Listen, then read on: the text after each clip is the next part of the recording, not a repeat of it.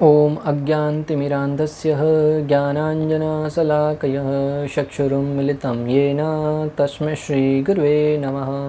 हरे कृष्णा। आज का हमारा विषय है उत्थान एकादशी। स्कंद पुराण में ब्रह्मदेव तथा नारद मुनि के बीच संवाद के रूप में इस एकादशी के महात्म्य का वर्णन मिलता है।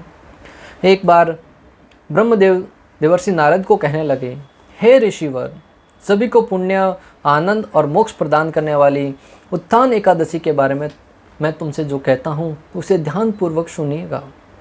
कार्तिक मास के शुक्ल पक्ष में यह एकादशी आती है। इस एकादशी के पालन से मिलने वाले पुण्य सहस्त्र अश्वमेध यज्ञ या 100 राजसूय यज्ञ करने के मिलने वाले पुण्य से भी कई गुना अधिक फल प्रदान करने वाले होते हैं। यह सुनने के पश्चात नारद मुनि ने पूछा, हे पिताश्री, एक समय खाने से अथवा पूर्ण उपवास करके प्राप्त होने वाले फल के विषय में कृपया विस्तार से बताइए।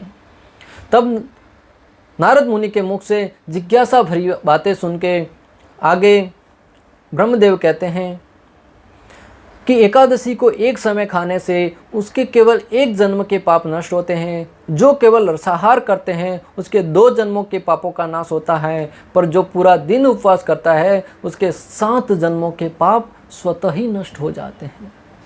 हे पुत्र, उत्थान एकादशी के पालन से त्रिभुवन में अनिश्चित अर्थात न मिलने वाला और बहुत ही दुर्लभ ऐसा पुण्य प्राप्त होता है जो मंदार पर्वत के समान पाप भी इस व्रत के प्रभाव से नष्ट हो जाते हैं। इस दिन के पुण्य की तुलना सिर्फ सुमेरु पर्वत से की जा सकती है। जो भगवान श्री विष्णु की भक्ति नहीं करते, पर स्त्री भोग करते हैं, जो नास्तिक हैं, वेदों का अपमान करते हैं, जो मूर्ख हैं, उनके लिए धार्मिक तत्व का प्रश्न ही नहीं आता। इसलिए किसी को भी पाप नहीं करना चाहिए, सिर्फ पुण्य कर्म ही करना चाहिए।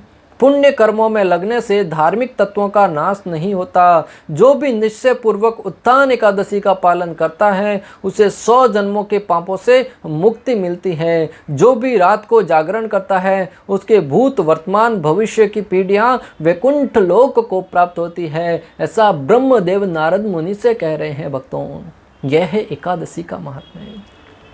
आगे कहते हैं कि हे नारद, जो भी कार्तिक मास में भगवान श्री विष्णु पूजा का एकादशी व्रत का पालन नहीं करता उसके सभी पुण्यों का क्षय हो जाता है। आप कितने ही पुण्य करते हो परंतु एकादशी व्रत पालन नहीं करते तो पुण्य समाप्त हो जाते हैं, ऐसा ब्रह्मदेव कह रहे हैं। इसलिए निश्चित रूप से हर एक को कार्तिक मास में भगवान श्री विष्णु की उपासना करनी चाहिए। इस मास में अन्य द्वारा बनाया अन्न न खाने से चंद्रायण व्रत का पुण्य मिलता है।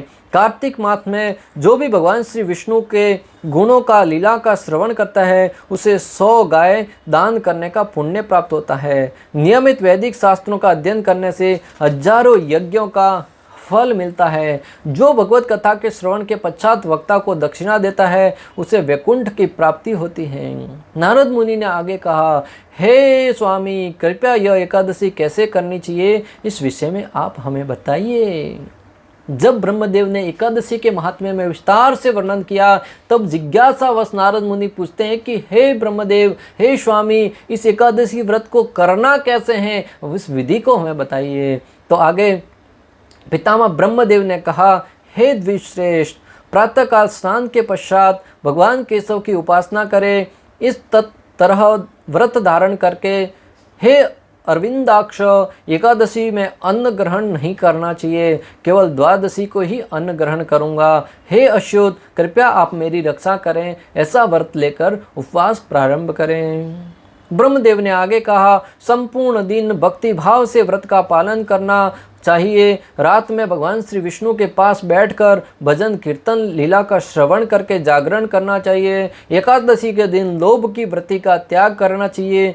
जो भी पुण्यवान इस प्रकार से व्रत का पालन करता है उसे अंतिम ध्येय की प्राप्ति होती है। जो कोई भी इस दिन भगवान जनार्दन को कदम के फूल अर्पण करता है उसे कभी यमलोक नहीं जाना पड़ता।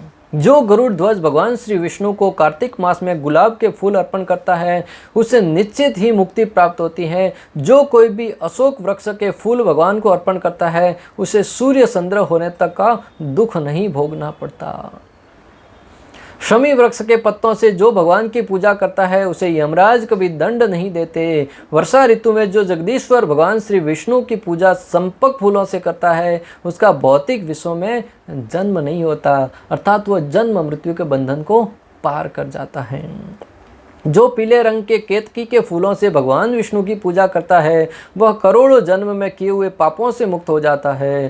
सहस्त्र दल लाल रंग के कमल के फूलों से जो भगवान जगन्नाथ की पूजा करते हैं वह भगवान श्वेतद्वीप नामक धाम की प्राप्त करते हैं, जो भगवान के श्वेतद्वीप नामक धाम को प्राप्त करते हैं। हे द्विश्रेष्ठ, एकादशी के रात को जागरण करना चाहिए। द्वादशी के दिन विष्णु की पूजा करके ब्राह्मणों को भोजन खिलाकर व्रत पूर्ण करे। अपनी क्षमता के अनुसार आध्यात्मिक गुरु की पूजा करके उन्हें योग्य दक्षिणा देनी चाहिए। इस प्रकार व्रत का पालन करने से भगवान प्रसन्न होते हैं।